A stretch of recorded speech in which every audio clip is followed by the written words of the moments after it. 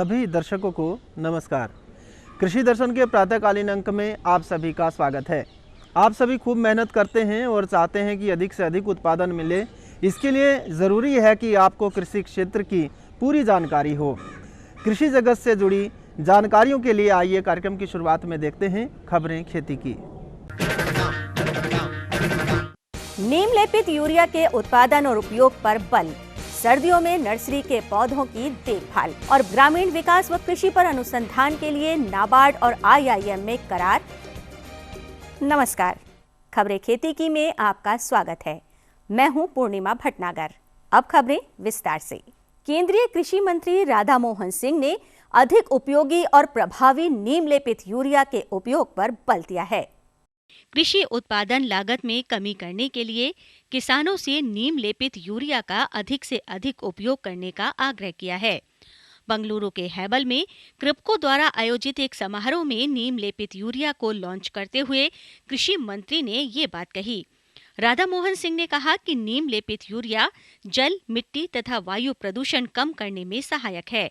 उन्होंने बताया कि भारत प्रत्येक वर्ष करीब 70 लाख टन यूरिया का आयात करता है, जिससे काफी विदेशी मुद्रा खर्च होती है। नीम लेपित यूरिया में नाइट्रोजन धीरे धीरे मिट्टी से पौधों में जाती है और नाइट्रोजन की उपयोगिता बढ़ जाती है और साथ ही यूरिया की मात्रा में कमी आती है, जिससे किसानों की लागत में भी कमी आती है और फसल भी बढ़िया होती है। नीम प्राचीन काल से ही किसानों का सच्चा मित्र रहा है।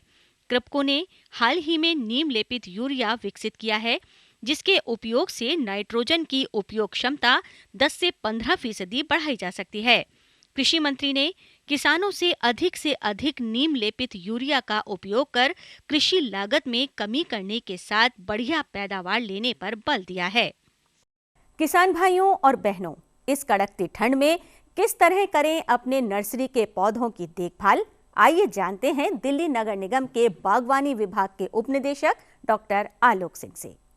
किसान भाइयों, उत्तरी भारत में इस समय शीतलहर का मौसम है। ठंडी हवाएं चल रही हैं तथा पाले की प्रॉब्लम है। इस समय जो हमारे किसान भाई नर्सरी का ग्रो करते हैं, उनके लिए विशेष तौर पे सावधान रहने की ज़रूरत है।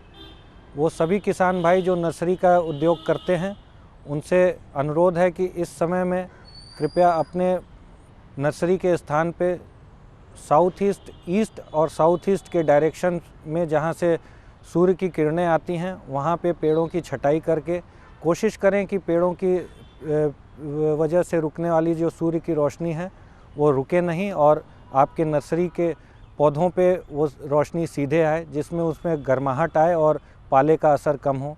इसके अलावा हमारे किसान भाई पेड़ों जो नर्सरी में उनके पौधे हैं, उन पेड़ हैं, उनमें पानी लगा के पाले का असर कम कर सकते हैं।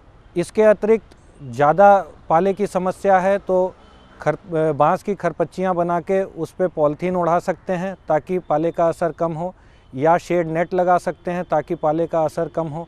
इन सभी चीज़ों के अतिरिक्त वो खाद का, बालू का मिक्सचर बना के भी पौधों में डाल सकते हैं। इससे भी प्लांट में, पौधों में इस शीत मौसम को सहने की क्षमता ज़्यादा बढ़ती है। इन सभी चीज़ों के अलावा अगर उनके पास सूखी पत्तियां या सूखे खरपतवार ये जमा हैं तो उसमें आसपास में थोड़ी आग लगा के धुआं करके उसको पाले की राहत दे सकते हैं पौधों को। इन सब चीज़ों के अतिरिक्त अगर उनके यहाँ बिजली की अच्छी व्यवस्था है तो वो पौधों को गर्म रखने के लिए थोड़ी सी बल्ब या हैलोजन लाइट का यूज़ भी कर सकते हैं, जिससे पौधों में थोड़ी सी गर्मी का संचार रहेगा और हमारी पौध बच सकेगी। राष्ट्रीय ग्रामीण बैंक नाबार्ड ने भारतीय प्रबंधन संस्थान अहमदाबाद से ग्रामीण जीविका, जलवायु परिवर्तन और वित्तीय समावेश आदि क्षेत्रों में अनुसंधान के लिए करार किया है। राष्ट्रीय ग्रामीण बैंक नाबार्ड ने जलवायु परिवर्तन, ग्रामीण जीविका, वित्तीय समावेश के लिए अहमदाबाद स्थित IIM यानी भारतीय प्रबंधन संस्थान के साथ अनुसंधान के लिए समझौता किया है। समझौते के तहत ग्रामीण क्षेत्रों व कृषि से जुड़े इन विषयों के लिए संस्थान में अलग से एक चेयर बनाई जाएगी जो इन क्षेत्रों में आवश्यक शोध पर केंद्रित होगी। IIM में स्थापित ये चेयर देश के छोटे व सीमांत किसानों के लिए जीवन यापन के तरीकों, वित्तीय सहायता, कृषि विपणन, जलवायु परिवर्तन जैसी समस्याओं से निपटने के रास्ते सुझाएगी। इस पूरी कवायद का मकसद छोटे व सीमांत किसानों तक वित्तीय मदद पहुंचाने के साथ उनके उत्पादों के लिए बाजार विकसित करना है। खेती किसानी लगभग पूरी तरह मौसम पर आधारित है। इस कारण मौसम की सही जानकारी काफी अहम हो जाती है। मौसम की सही जानकारी होने से किसान भाइयों, आप अच्छा उत्पादन लेने में कामयाब होंगे और इससे आपकी आमदनी भी बढ़ेगी। इसलिए अब लेते हैं मौसम की जानकारी। मौसम विज्ञान विभाग के अनुसार पंजाब, हरियाणा, दिल्ली, उत्तरी राजस्थान, उत्तर प्रदेश, बिहार, उत्तरी मध्य प्रदेश सहित असम, त्रिपुरा और ओडिशा में घने कोहरे की संभावना है। इसके अलावा पंजाब, हरियाणा, चंडीगढ़, दिल्ली व उत्तर प्रदेश में शीतलहर बने रहने की संभावना है। जम्मू व कश्मीर, हरियाणा, दिल्ली तथा दक्षिण प्रायद्वीप तथा अंडमान व निकोबार द्वीप समूह में बारिश की संभावना है। किसानों को सलाह है कि सरसों में सफेद चूर्ण रोग की निरंतर निगरानी करते रहें। यदि लक्षण दिखाई दें तो एंडोफिल M45 2 मिलीलीटर पानी में मिलाकर छिड़काव करें। खेती की खबरों में आज बस इतना ही। कृषि दर्शन कार्यक्रम में और अधिक रोचक और ज्ञानवर्धक जानकारियों के लिए ये कृषि दर्शन। ये लो और बताओ। बस। अरे ये क्या भैया जी, बस इतनी सी रासायनिक खाद? किसानी छोड़ रहे हो क्या? किसानी नहीं, नादानी छोड़ रहे हैं। मिट्टी की जांच कराई है। अब तो लालाजी जितनी जरूरत है उतने ही उर्वरक खेत में डालेंगे। हाँ, किसान भाई आज ही अपने जिले की नजदीकी भूमि परीक्षण प्रयोगशाला में मिट्टी की जांच जरूर करवाएं और मिट्टी में पोषक तत्व, नमी व पौधे के विकास को देखते हुए केवल जरूरत के अनुसार ही पोषक तत्व डालें। और हाँ, मिट्टी में गंधक, जस्ता, बोरोन जैसे सूक्ष्म पोषक तत्वों का पता लगाना भी न भूलें। उर्वरक और जैविक खाद के सही उपयोग से भूमि का उपजाऊपन बनाए रखें, उत्पादकता बढ़ाएं, खर्चा घटाएं और बहुमूल्य विदेशी मुद्रा बचाने में भी सहयोग दें। और हाँ, धीमी गति से नाइट्रोजन उपलब्ध कराने वाले उर्वरकों जैसे नीम लेपित यूरिया को प्राथमिकता दें और यूरिया का पत्तों पर छिड़काव करें। अरे वाह, तू तो सचमुच समझदार हो गया रे। अधिक जानकारी के लिए संपर्क करें जिला कृषि अधिकारी या किसान कॉल सेंटर। जुड़िए हमारे साथ ट्विटर पर twitter.com/कृषिदर्शन.dd, फेसबुक पर facebook.com/कृषिदर्शन.dd और देखिए कृषि दर्शन अब यूट्यूब पर भी youtube.com/user/कृषिदर्शन.dd। भेजे हमें मेल कृषिदर्शन.dd@gmail.com पर। किसान और पशुओं का पुराने समय से साथ रहा है, क्योंकि वे खेतों में तो काम करते रहे हैं, साथ ही इनसे अनेक उपयोगी वस्तुएं जैसे दूध, घी, दही, मक्खन, ऊन आदि मिलते रहे हैं। दुधारू पशुओं की बात करें तो गाय से मिलने वाले दूध की बहुत उपयोगिता है और इसके अलावा गाय को माता हम कहते हैं, क्योंकि इसके पंचगव्य हमारे बहुत काम आते हैं। और वैदिक समय से भी गाय पालकर गुरुकुल में शिष्य को शिक्षा देने के साथ साथ इनके उपयोग की जानकारी दी जाती थी और इन पदार्थों को उपयोग भी किया जाता था। इस परंपरा को आज भी चलाए रखने की ज़रूरत है और इस दिशा में अनेक ऐसी ही गुरुकुल जैसी संस्थाएं कार्य कर रही हैं। एक ऐसी ही संस्था कुरुक्षेत्र गुरुकुल की पशुशाला में आपको लिए चलते हैं।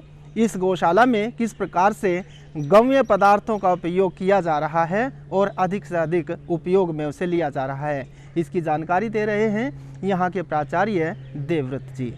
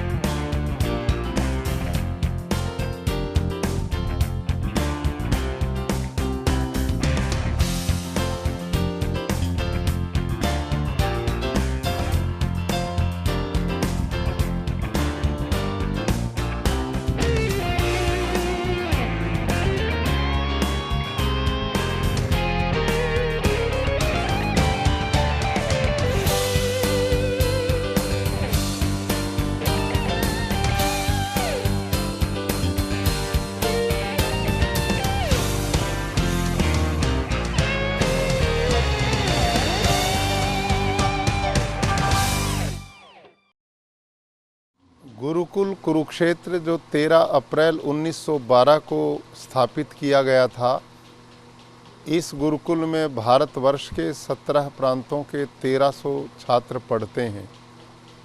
उन छात्रों के लिए दूध की व्यवस्था को ध्यान में रखते हुए इस गुरुकुल में एक गौशाला का निर्माण किया गया है।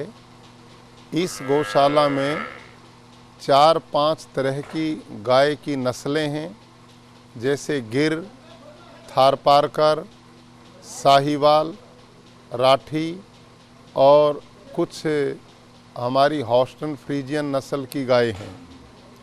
यहाँ पर जो गायों का दूध होता है वो सभी बच्चों के लिए उपलब्ध कराया जाता है और इन गायों के दूध के साथ साथ इनकी नस्ल के सुधार का भी यहाँ कार्यक्रम चलता है।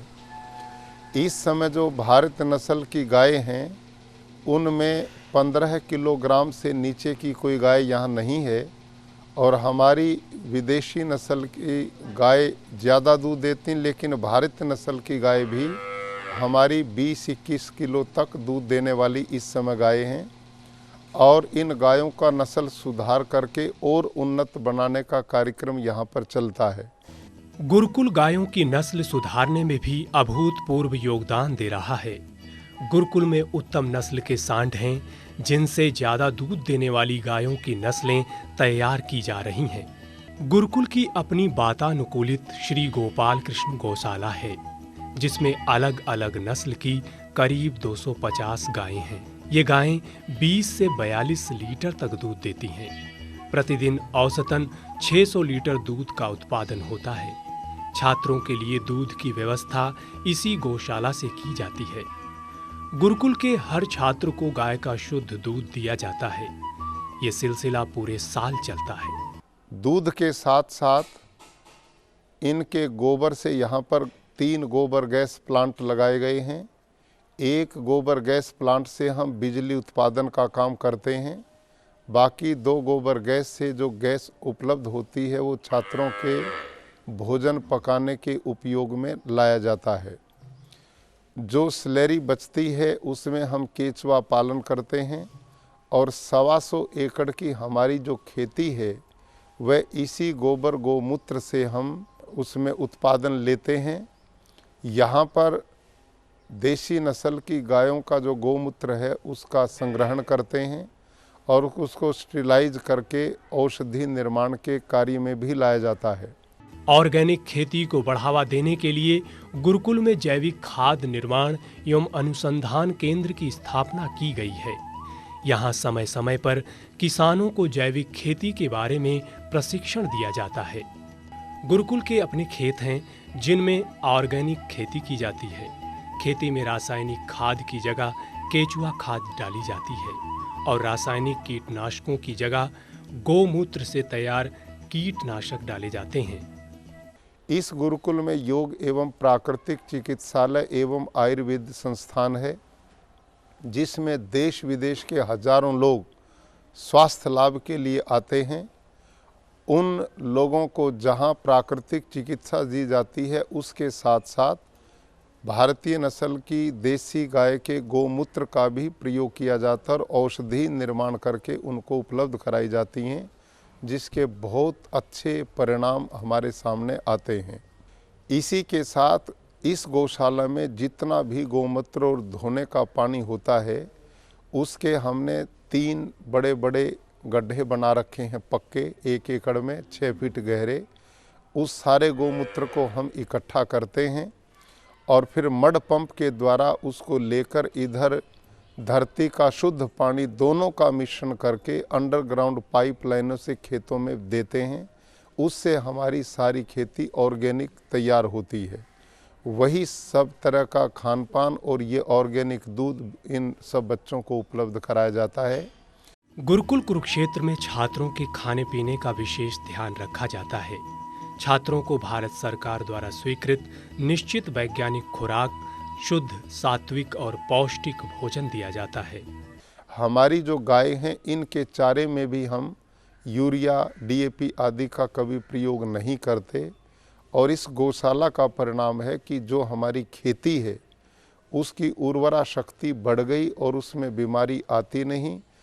जो लोग रासायनिक खाद डाल करके पैदा करते हैं उससे कम पैदावार यहाँ नहीं होती है, अच्छी होती है। स्वस्थ और निरोग लोगों को बनाने में बहुत बड़ा योगदान इस गौशाला के द्वारा होता है। इन पशुओं के लिए हम हरे चारे का अपने खेतों में पर्याप्त प्रबंध करते हैं और जो गेहूं आदि पैदा करते हैं सूखा चारा हम साल भर के लिए स्टॉक कर लेते हैं और हम इनके लिए साइलेज का भी निर्माण करते हैं। अपने खेतों में मक्का जवार आदि जो पैदा करते हैं उसको काट के साइलेज बना लेते हैं।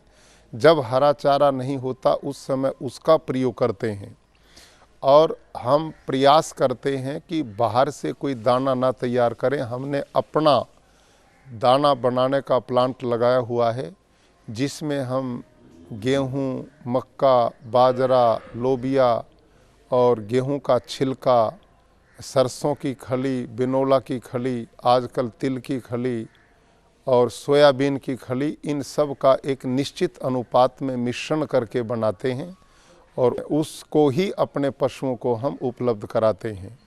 इनको जो दाना देने की विधि है वो हर 3 किलो दूध पे हम 1 किलो ठोस दाना इनको देते हैं। 6 किलो पे 2 किलो, 9 किलो पे 3 किलो और 2 किलो उनके शरीर की मेंटेन सुरक्षा के लिए उपलब्ध कराते हैं। बाकी हरा चारा पर्याप्त मात्रा में और सूखा चारा एक पशु को लगभग 5 किलो अनुपात में हम देते हैं। इस अनुपात से हमारे पशुओं का स्वास्थ्य 12 महीने बहुत उत्तम रहता है और किसी भी प्रकार से रोग से लड़ने की क्षमता इनमें पैदा होती है। अधिक से अधिक दूध देने की क्षमता भी इनमें इस आहार से आती है। सर्दी में इनके रख रखाव के लिए यहाँ बड़ा शेड बना हुआ है जिसमें चली जाती हैं। गर्मी में भी गर्मी से बचाव की व्यवस्था हम इनकी रखते हैं। पूरा खुला वातावरण है, पशुओं को बांध के रखने की हमारी व्यवस्था नहीं।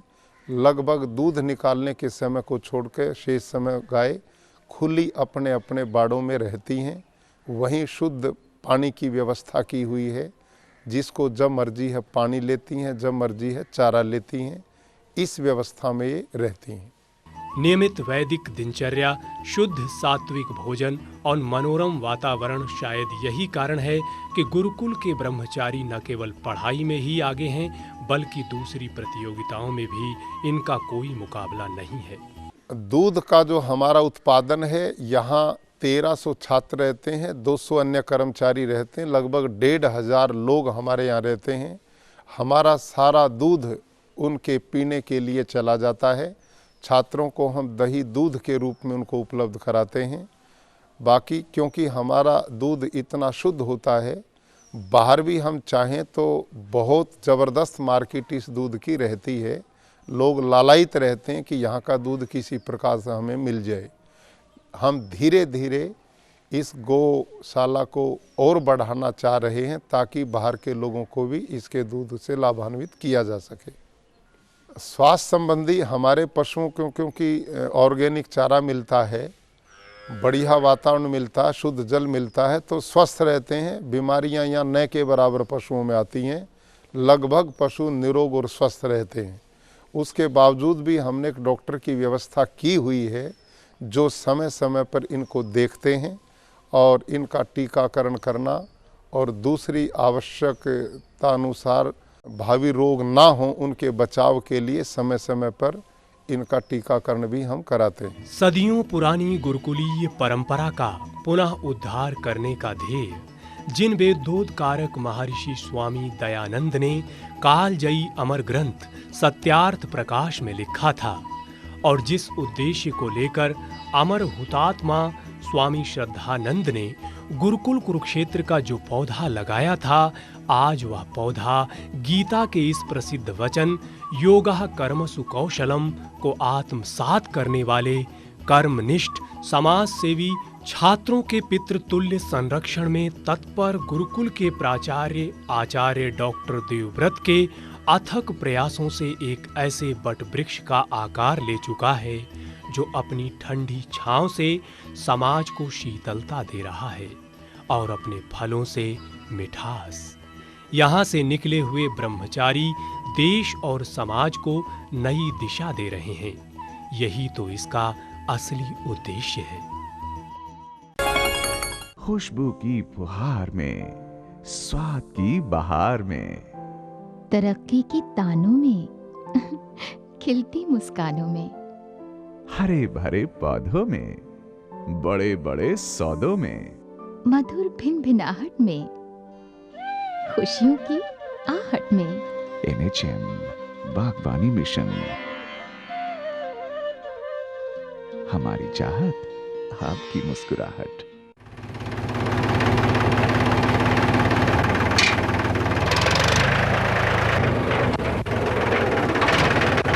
अरे हरकू वाह, बीज, कीटनाशक और आज खाद भी। अरे इतना खर्चा कहाँ से? अरे खर्च की चिंता किसे है, मेरे पास है ये किसान क्रेडिट कार्ड।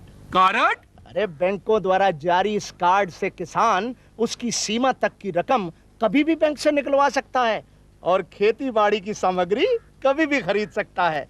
कर्ज के झंझट से भी छुटकारा, और तो और बिजली के बिलों का भुगतान, डीजल इससे खरीदना और आसान हो गया है। तो हर को भैया एक कार्ड मेरे लिए भी। किसान क्रेडिट कार्ड के लिए नजदीकी बैंक से संपर्क करें और पाएं ढेर सारे लाभ।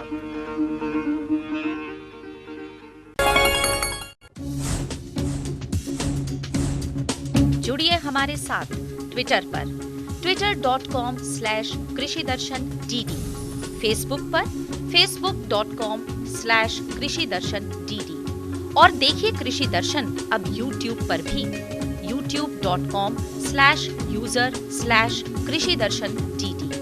भेजें हमें मेल कृषिदर्शन-dd@gmail.com पर। आपको हमारा कार्यक्रम कृषि दर्शन कैसा लगा? अपने सुझाव, प्रतिक्रियाएं एवं सवाल हमें इस पते पर भेजें।